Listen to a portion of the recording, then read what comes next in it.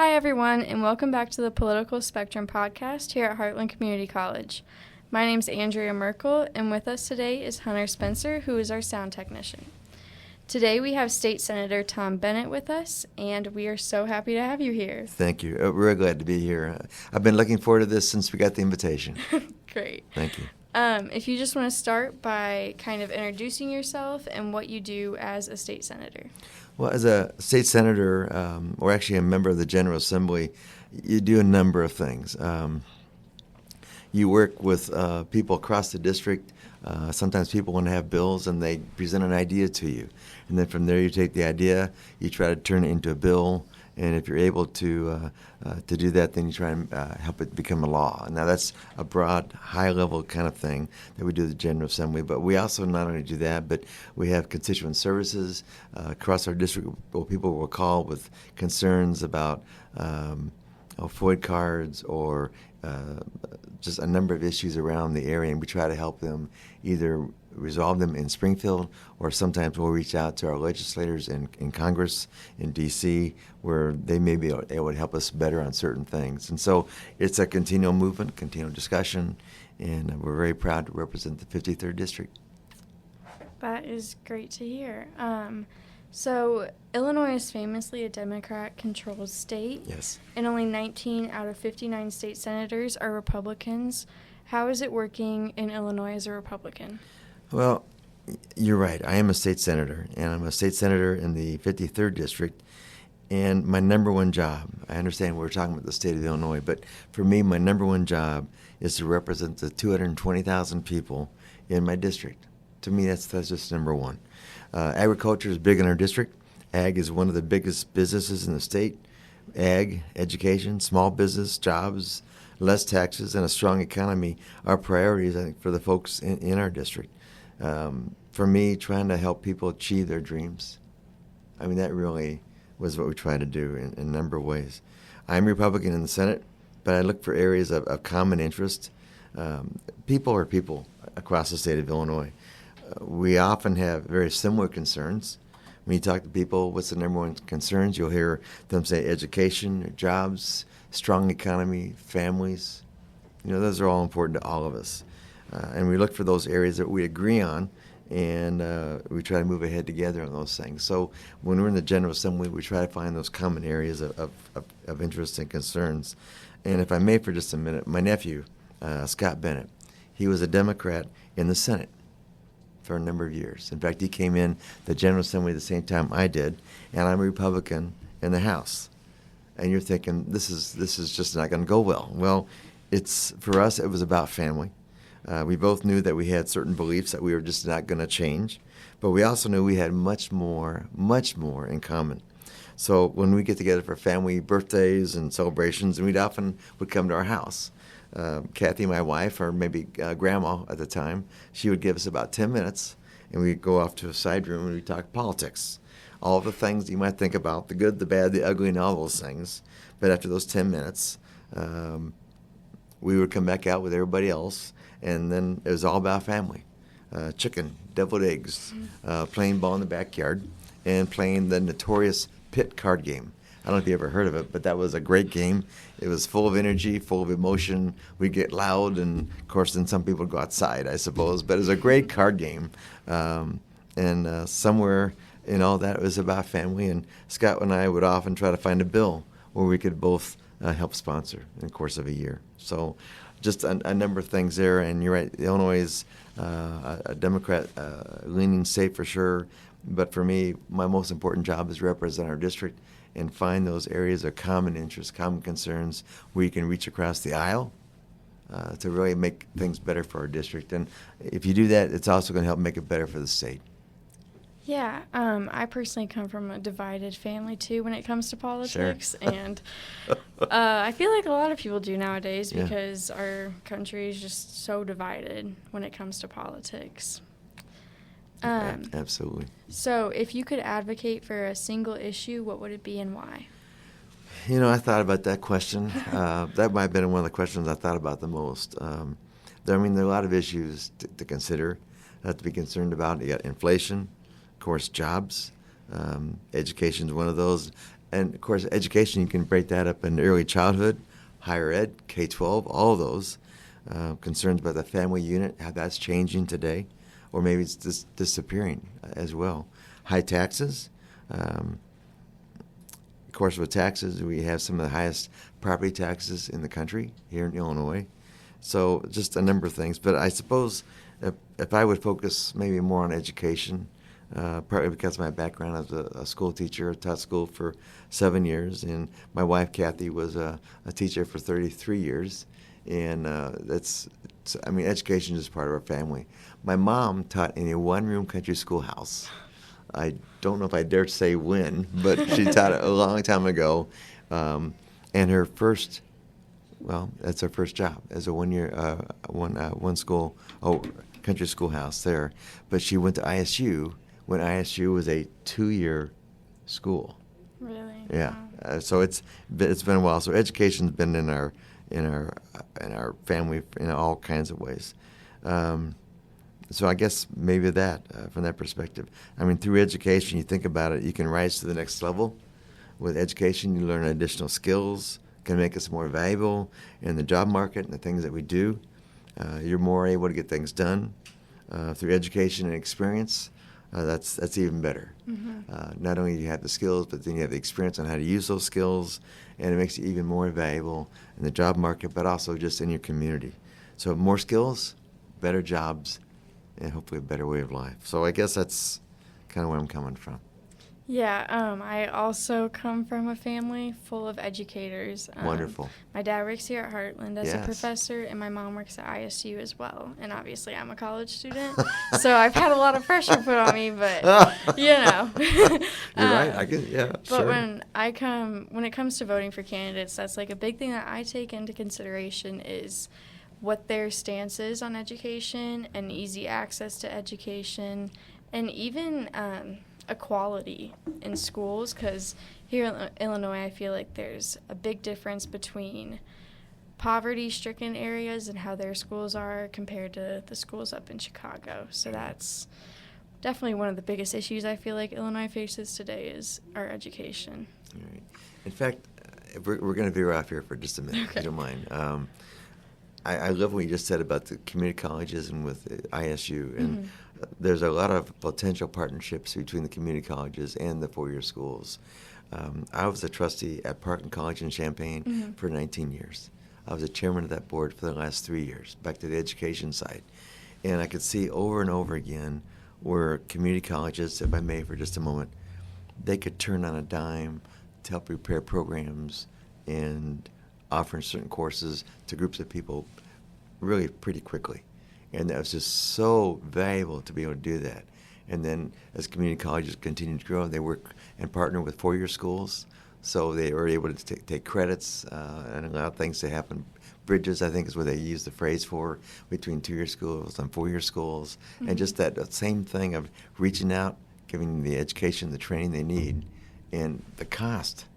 Yeah. I mean, the cost has really gone down, and the quality has really gone up in so many ways. So I love to hear you say that. And so you're an education family, you got community colleges and four-year schools, so that's and wonderful. Honestly, I'm an advocate for people going to community colleges because Me too.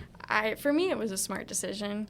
But I've had a lot of opportunities here that I wouldn't have at a four-year school, and it's not even just traditional students, it's non-traditional students too. Sure. I know a lot of non-traditional students here at Heartland that are just going back for fun, going back for a nursing degree, or going back so to glad to get hear that. CLE training and stuff too. Like, there's just so many opportunities from a community college, and I feel like it gets a bad rap sometimes. But yeah. It's getting better all the time. It and is. The programs that the nursing, just for example, you talked about. There's a lot of opportunity with nursing programs, and the need for nursing has just skyrocketed. Yeah, it really has. We just don't have enough, and the community colleges are trying to be here to help fill that void. Yeah. I know that we have a great nursing program here, not to brag or anything, but... Well, if it's fact, it's not bragging. So we do have a great nursing program here, and encourage people to think about nursing. And we have a number of nursing programs around the state, but there's a real need. Yeah, there really is. There's a real need.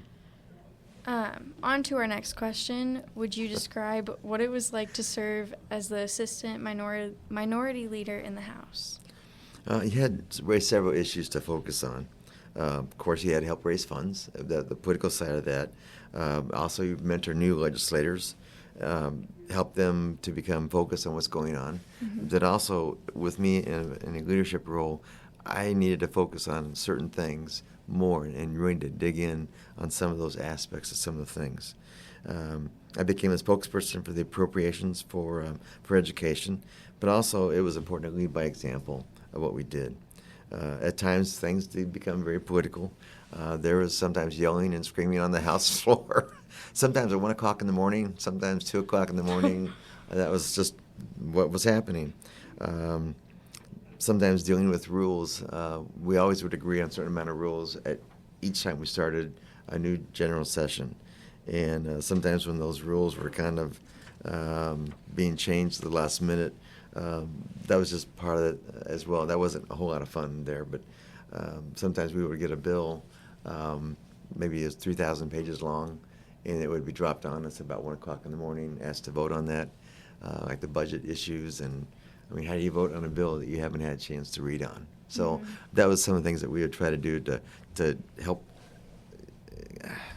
eliminate those things if we could. We weren't able to, but we really give people a fair chance to understand what the bills are about, what the issues are, and that was part of what we were trying to do. So it's never ending.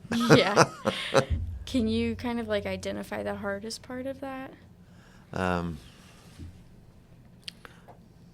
I don't know if there's a very hard part, but it's just you would want to make sure you deal with it at the same time you're trying to deal with your own bills that you're trying to get through.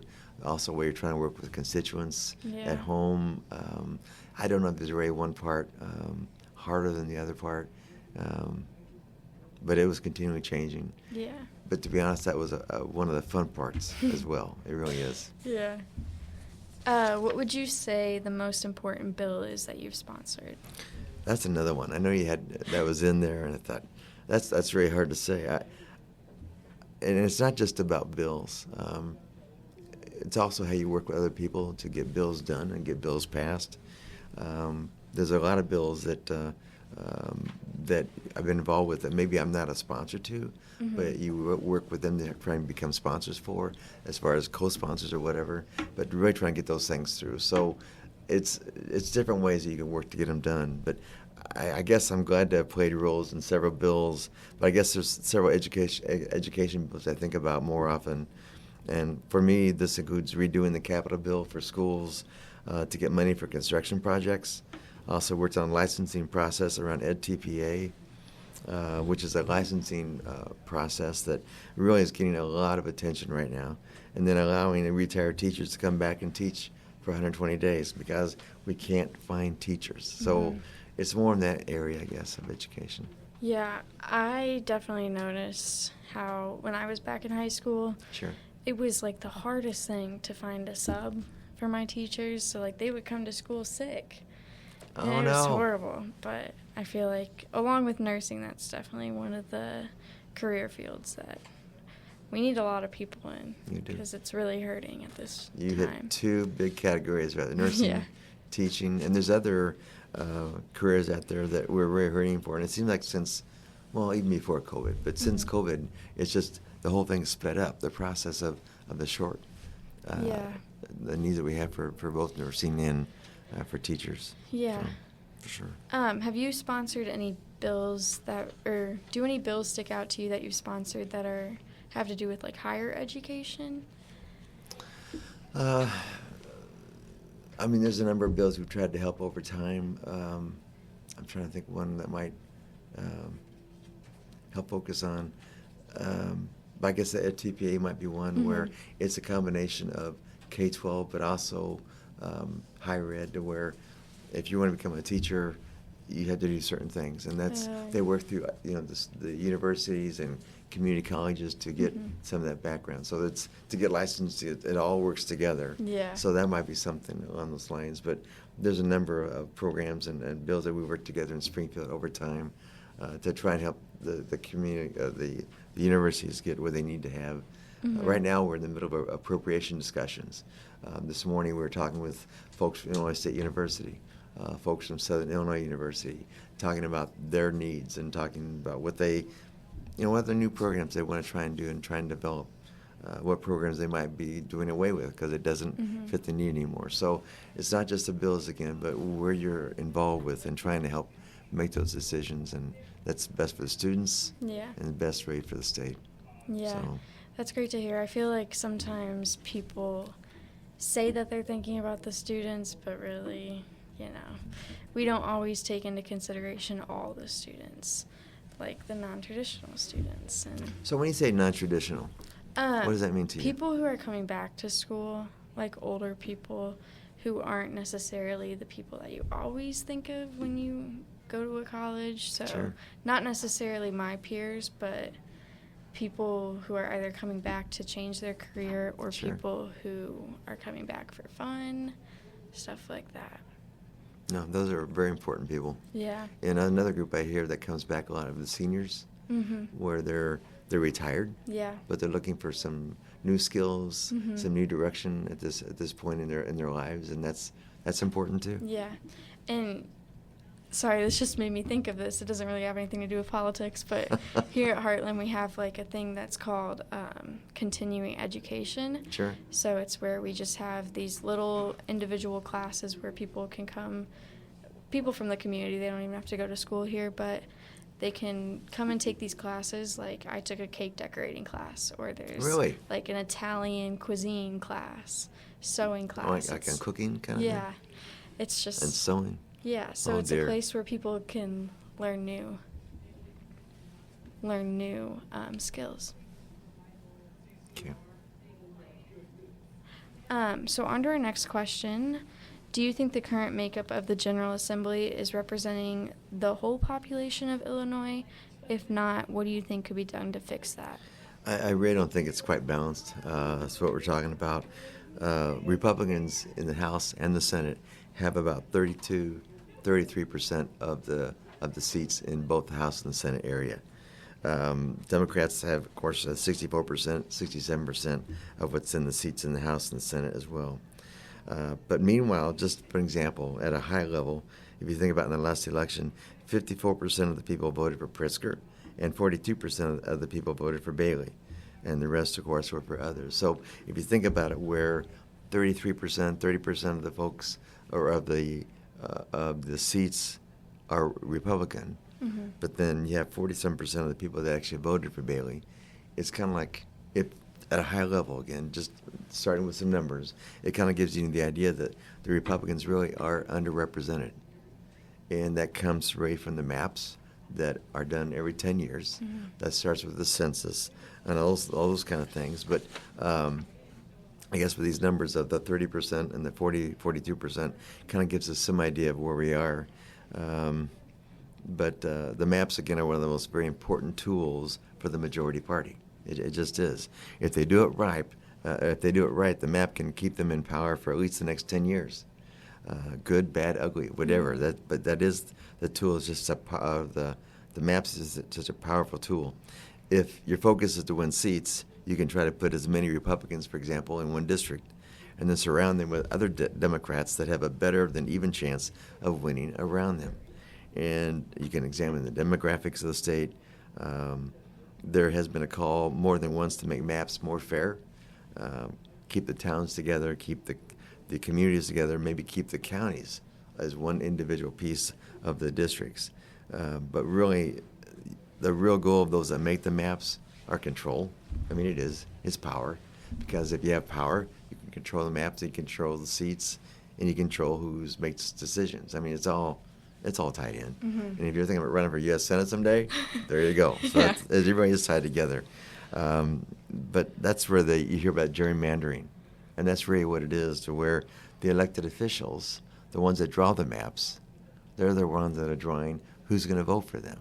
And they choose the people in that district to be the ones that are going to be able to vote for them. So the majority of the Democrats, all those sorts of things. And it's just the way it works. Politicians choose you instead of you choosing the politicians, which is really not exactly what I don't think our founding fathers and founding mothers really thought the way it should go. But that's what we have. Yeah. There have been efforts to create new approaches. Off and on, you'll hear efforts by groups that will focus on the rules to help create contiguous, compact districts. That's a phrase you hear most often. Something similar to this approach was tried several years ago, but I believe Speaker Madigan, when he was still in office, I think they got up like 600 and some thousand signatures to do basically a referendum to do this and have a different way of doing the maps. But Madigan got some of his lawyers to go to the courts, filed a way to stop it, and they were able to do that. And so not much has really happened since then. But we'll see what happens maybe when the next initiative comes along and people want to make a change to this. So that's what we have with the maps today. The people that want to stay in power are the ones that draw the maps, and they choose you as the people to vote for them instead of you or us choosing our candidates. Yeah. I was just talking about gerrymandering earlier. Yeah, good. And I feel like Illinois has the weirdest makeup out of all of the states because, I mean, it's just insane how it's just a squiggly line practically that goes through our state of the districts. But are you in favor of it, or are you against it, or does it kind of depend? Well, I would love to have districts that make more sense. I would too. You know, I guess the eastern part of my Senate district, in the congressional seats, for example, there's one congressional district that starts all the way down by the Museum of Science and Industry, downtown Chicago. And it comes all the way all the way up, well, it comes south, all the way past a number of small towns like Watsika and Cissna Park in Iroquois County. Yeah. And it keeps going past them all the way to I think, Vermilion County, perhaps Danville. And there's no way that the folks from one end to the other are contiguous at all. It's just more totally spread out. And that's where you have the gerrymandering. It's about picking the people or the politicians picking the people that they want to have that they will vote for them in the district, and that's not really, I don't think, the intentions of all this, and it's not good for either party. It's just not. But that's what we have today. So what do you see the future of the Republican Party looking like in Illinois and nationally? Well, I'm very optimistic about the future of the Republican Party in Illinois. I believe in hard work, strong work ethic. Our message is strong, where we want to encourage people to help find their dreams. That's always been something we really need to do. We want to help people develop new skills. If they develop new skills, they increase their wages. As they do that, they develop self-confidence. Strong education, whether it's 2-year or 4-year schools, those are important. I want to be able to support our business, our small businesses, our labor. We've got to find ways to encourage job growth. If you have great job growth, good jobs, high-paying jobs, people will stay, grow, they have their families, schools. I mean, just one part impacts the other in so many ways. We need to expect accountability. And that's something we don't always have today. Responsibility of each other. If someone says they're going to do it, they're going to do it. It's not always about asking the government for more money or more help. We've got to find ways to take responsibility for our own lives, accountability for who we are and what we're going to do. Are we saying, or are we going to do what we're saying we're going to do? It's that individual responsibility that we need to encourage that as well.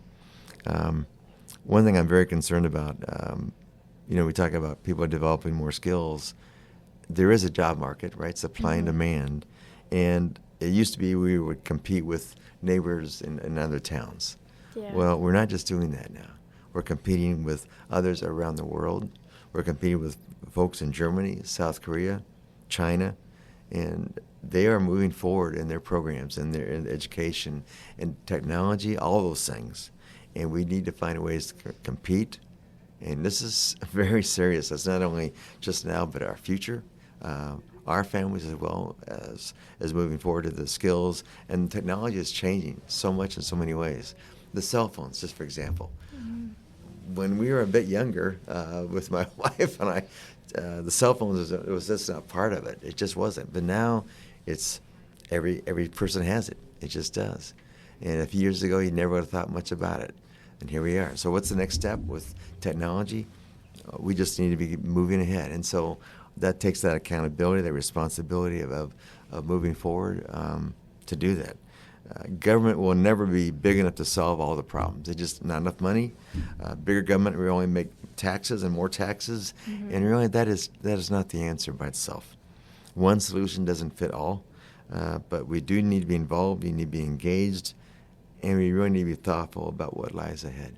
It's very important we do that. So I do think we have a good message, but we will continue to share that with the folks across the state of Illinois, and we'll continue to hopefully move ahead and move forward. Yeah, kind of mentioning with that we need to be engaged and involved. Yeah. We've seen that a lot here on campus. People, especially my peers, aren't engaged in politics. They don't want to be. Right. They don't want anything to do with that. A lot of them didn't even know about the consolidated election. So we've really been trying to get the word out about different candidates, not supporting them, but just telling people information about them and letting people know that there is stuff that you can do and that your voice does matter. Say it again. Yeah, your voice matters. It does. Individually. It absolutely does. Yeah. That's wonderful. Mm-hmm. And thank you for saying it a second time. You get it. I can tell. Yeah. So kind of going along with that. So in one of our past episodes of the podcast, one of our guests said that his goal is to change the Republican Party into a red state by 2030. Do you agree with that or no? It can just be a short answer. I was just wondering if you have any stance on that. No. I mean, it's fine. I don't know what they want to do with what was it? Just make the governor in this U.S. Senate, try to get them red. Red. I guess for me, what's important is that we have a message that is important, that's solid, and that we find candidates that understand Illinois, understand the people of Illinois, and have good ideas, and we can share that and help the state of Illinois go forward. If we're able to do that, good candidates, good ideas, good programs, that will take care of itself. Yeah. It absolutely will. But we can put goals out there, and that's fine to do that, and that gives us a way to measure how we're coming and moving along. But it's really about, it's really about people. Yeah. It really is. It always has been. Yeah. Are we able to listen to what people's needs are, what their concerns are? What are they trying to do? In fact, that's what I try to do in my district. What are the concerns that people have? And then how do we help work through those needs to get them where they need to be, whether it's dreams or anything else? Yeah, that's a really great answer, actually. I haven't really heard that from many people nowadays. I feel like people kind of focus on winning and having the most senators and for your party and everything, but I feel like sometimes the message gets lost in translation and stuff. I guess, why are we there? Yeah. Why are we in government? Government needs to be quick, responsive, and caring of what's going on. That doesn't always happen. Yeah. I've seen that happen in our situations. We try to reach out to some agencies on occasion, and we don't get callbacks. Yeah. And so we reach out again. And there's been occasions when I'm in Springfield, I'll go knock on their door saying, hello, I need to talk to you about so-and-so or about an issue we have. And we usually get a better response from them. But it's about good government. Yeah. It's about dealing with the people in the district and the needs they have. And government, again, is not always the answer. It just isn't. But trying to find the best ideas. The best ideas hopefully will win out over time. To me, it sounds like you have it sounds like you can put the party affiliation aside, and just work with people based on the messages and the people. What's best for the people, which is what I think government should be. Yeah, I like that. Yeah. When someone comes in my office, I don't ask, are you Republican? Are you Democrat? Are you Green Party? No. How do we help you? Okay, what's going on? Yeah. And sometimes we're able to do it. When we do, we're very excited. But there's other times things just do not allow us, for one reason or another, to do that. But it's always important to listen to what's going on. Yeah. So on to our next question. Sure. What changes have you seen within your party in the past 2 years, and what have they been?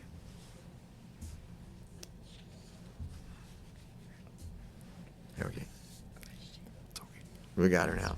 Took me a minute here. Well, that's a good question to ask. And I may change a little bit on what you're asking here, but across our state, and not just in political parties, but in a number of places and areas, I've seen a growing divide. I've seen more divisiveness. I've seen more anger. People are quicker to accuse each other. They're less willingness to listen to the other side, to really hear what people are saying. It's like they talk past each other over and over again, and they want things changed now, and they don't care how you do it, just make it happen. Yeah. There's not an understanding of what all goes into that, and those are some major concerns. We've seen it in the General Assembly where people accuse each other and sometimes toss past each other, and where we see speakers invited to college campuses, they're shouted down. They're not able to get their word across. And I know we're sitting here right now in a college, and colleges should be able to provide a safe place for an exchange of views and ideas. But I'm hopeful about our future. I believe we're going in the right direction. For example, in the Senate, where I'm at today, we have 2 committees in the Senate where the chairman of the committee actually includes a Republican and a Democrat. I don't know if that's happened before, but that's the first time I've heard of it. And there are times when legislation is passed with bipartisan support. In fact, in our situation, like you mentioned, 19 Republicans. There's 59 total. So I have to get 30 votes for the bill passed. That means I have to get, 20, I guess, is that right? 30, 21? 21 people total, or 21 Democrats, to work with me on this. Yeah. So by definition, it's got to be bipartisan if I'm going to get anything passed to help represent my district. So those are important. It's coming together. Sometimes we've gotten some neat bills passed. Other ones that aren't exciting, you're not going to hear much about them on the 6 o'clock news, on the evening news, but they're still important in helping people in Illinois to move forward. So there's always more to come. Change is part of what we have, but I guess that's what comes to mind when I saw that question. The anger is there, and we've got to find ways to help people work through that. Yeah. And then on to my final question. What are some of your goals, and do they differ now that you are in the state Senate? You saved the best question for last. You really did.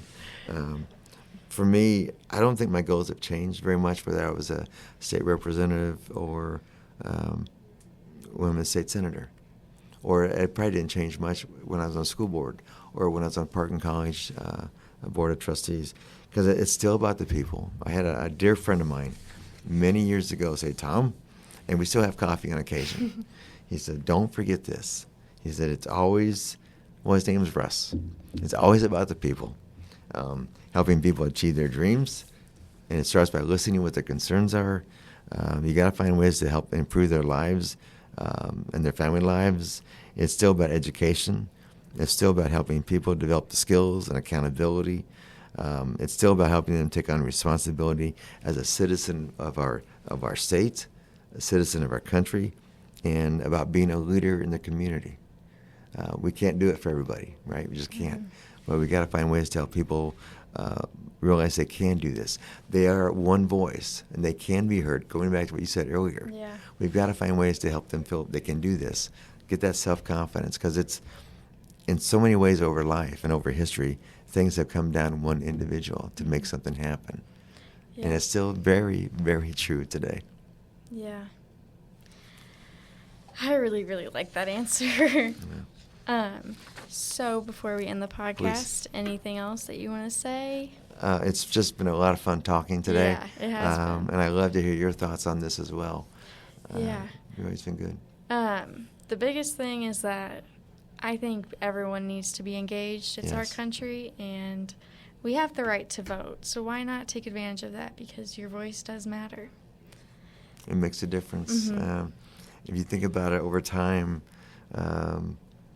we've had serious wars, in which very serious wars. Yeah. The Civil War, which of course a lot of Americans were killed over the fights of that. World War I and World War II, Vietnam War. People died for our freedoms and for the right for us to keep our freedoms, and that comes with the opportunity and the right to vote. I mean, that's precious. Yeah. A lot of people in many countries have no idea what that really means. Yeah.